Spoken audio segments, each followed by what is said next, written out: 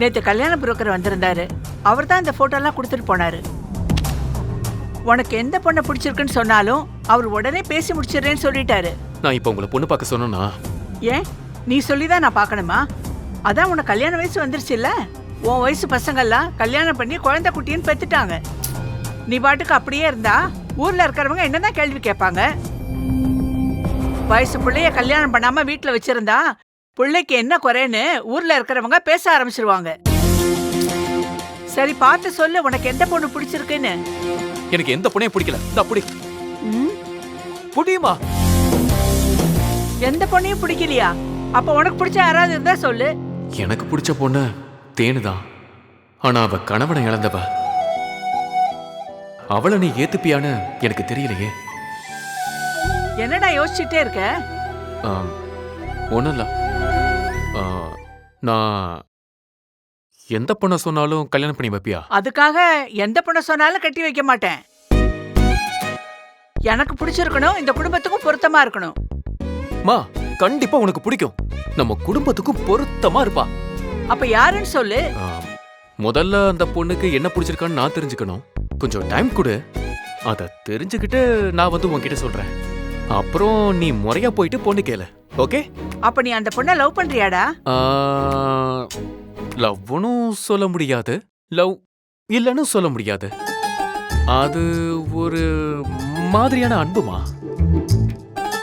அதான் என்னால சரியா சொல்ல முடியல. நல்ல பொண்ணு தானே? மா, ரொம்ப நல்ல பொண்ணுமா. பார்த்தா கண்டிப்பா உனக்கு ரொம்ப பிடிக்கும். நீ அவளுக்கு முதல்ல உன்னை பிடிக்குதான்னு கேட்டு சொல்லு. சரி, நான் வரேன். பத்திரமா போப்பா. சரிம்மா.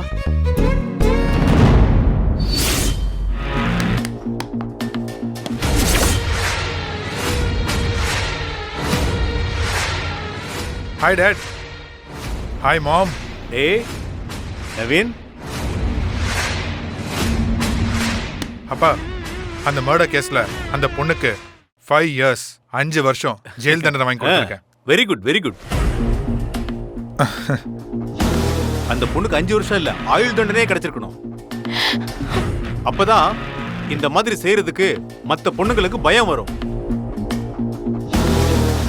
சொல்ற நேனே தப்பா நினைச்சுக்காதீங்க மாமா. அந்த பொண்ணு தன்னை கெடுக்க வந்தவன தானே கத்தியால குத்திருக்கா.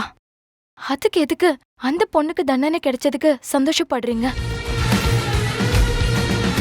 தன்னை காப்பாத்திக்க கொலை பண்ண அந்த பொண்ணுக்கு தண்டனை கிடைச்சதுல எனக்கு கொஞ்சம் கூட உடன்பாடே இல்ல.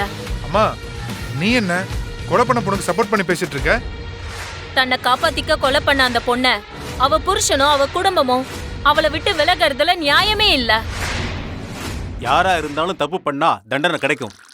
ஒரு கொலை பண்ண பொண்ண எப்படி அவ புருஷனும் குடும்பமும் ஏத்துக்க முடியும்? தன்னை காப்பாத்திக்கணும்னு எல்லாருமே சட்டத்தை கையில எடுத்துக்கிட்டா அப்புறம் சட்டம் எதுக்கு இருக்கு? கோர்ட் எதுக்கு இருக்கு? இதெல்லாம் ரொம்ப தப்பு. அந்த பொண்ணுக்கு தண்டனை கிடைச்சதுதான் சரி. நான் செஞ்ச கொலைக்கு தண்டனையை ஏத்துக்கிட்டு ஜெயிலுக்கு போன வேலு மாமா எங்க? ஒரு மிருகத்துக்கிட்ட இருந்து தன்னை காப்பாத்திக்க கொலை பண்ண பொண்ணுக்கு தண்டனை வாங்கி கொடுத்த இவரு எங்க?